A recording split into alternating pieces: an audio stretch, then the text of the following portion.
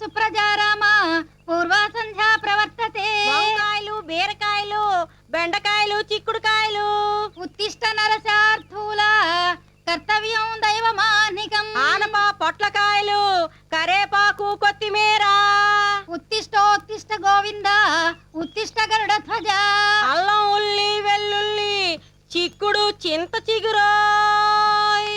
ఏంటే కాంతం నన్ను వెక్కిరిస్తున్నావు? మిమ్మల్ని ఎక్కిరితే నాకేటొత్తదమ్మా. కాయ కట్టం చేసుకు బతికేటోళ్ళం. ఈ కాయగూరల అరుపులే మాకు వెంకటేశ్వర సుప్రభాతాలు. సర్లే, ఉల్లిపాయలు ఎలా ఇస్తున్నావు? మీ దగ్గర బేరవేటమ్మా. ఎంతో కొంత ఇద్దరు గాని. ఎన్ని కావాలో చెప్పండి. 1/4 కిలో ఉల్లిపాయలు ఇచ్చి 1/2 కిలో అన్ని కూరగాయలు కలిపివ్వు.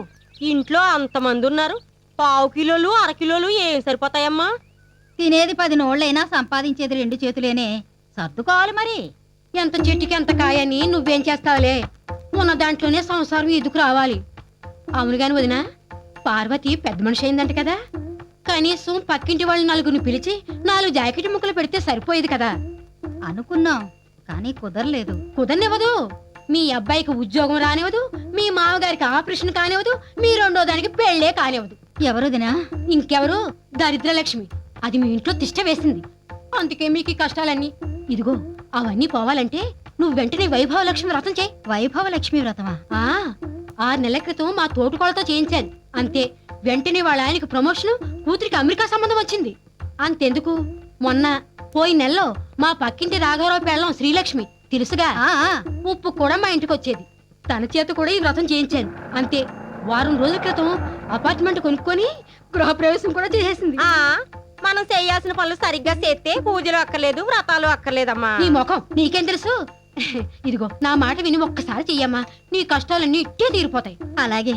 ఆ వ్రతం ఎలా చేయాలో ఏంటో ఓసారి పంతులు గారిని అడిగి. మళ్ళీ ఆయన ఎందుకు 100 200 అడుగుతాడు. నా దగ్గర గొల్లపూడి వీరస్వామి గారి రథ కథల పుస్తకం ఉంది, నేను చదువుతా.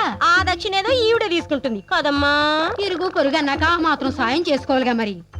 వచ్చే శుక్రవారం పొద్దున్నే తలంటూ స్నానం చేసి 4 రకాల పిండి వంటలు వండి ఓ బంగారు రేకు, ఓ పట్టు చీర తెప్పించు. నాకు పట్టు చీర ఎందుకులే వదినా? ఆహా, పట్టు చీర నీకు కాదు, వ్రతం చేయించిన ముత్తైదుకి ఇవ్వాలి. అంటే ఈవిడ గారికి అన్నమాట. అలాగే 4 జాకెట్ ముక్కలు కూడా తెప్పిస్తే ఆవిడ కూతుళ్ళకి కోడలికి ఇప్పిస్తాది. వీటన్నిటికీ కలిపి ఖర్చు ఏ మాత్రం అవుతుంది వదినా? ఎంత 2000 ఉంటే చాలు. నువ్వు ఒక్కసారి ఈ వ్రతం చేశావంటే ఈ దరిదాపుల్లోనే దరిద్రలక్ష్మి కనబడదు. ఏ మీరు ఇల్లు ఖాళీ చేసి వెళ్ళిపోతున్నారా? కాస్త రేడియో కడతావా? ఆకాశవాణి విశాఖపట్నం కేంద్రం. వాతావరణ సూచన.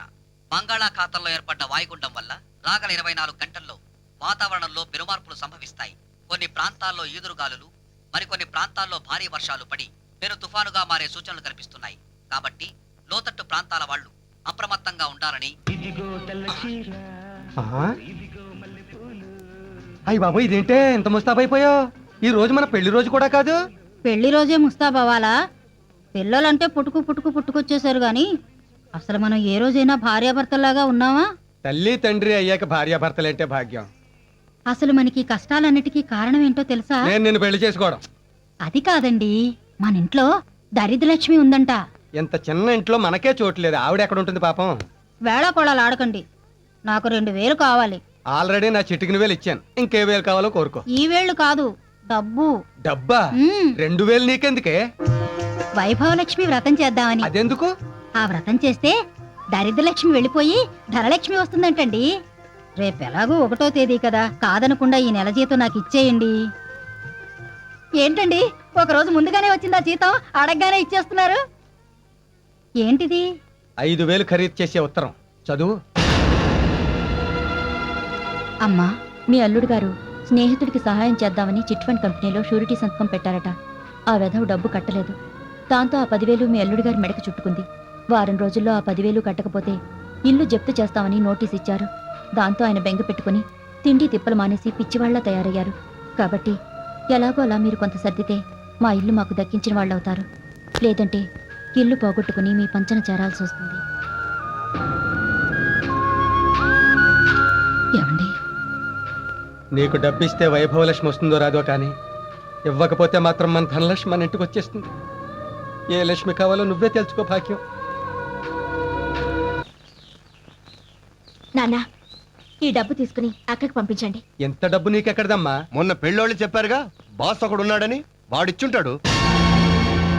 మొన్నటి దాకా ఎవరికీ తెలియకుండా మేనేజ్ చేసింది, ఇప్పుడు అందరికీ తెలిసిపోయిందిగా, పబ్లిక్ గా ఖాతా పెట్టింది.